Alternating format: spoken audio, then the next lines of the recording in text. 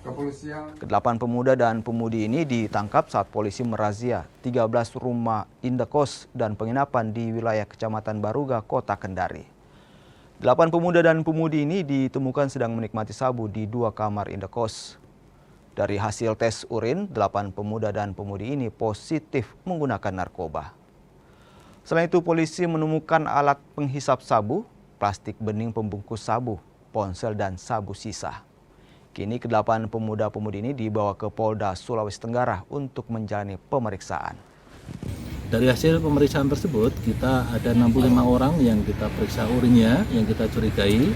Kemudian dari 65 itu yang terindikasi menggunakan ataupun mengkonsumsi narkoba itu sebanyak 8, sebagaimana kita expose di belakang kita, di mana mereka ini mendapatkan barang dari berbagai cara.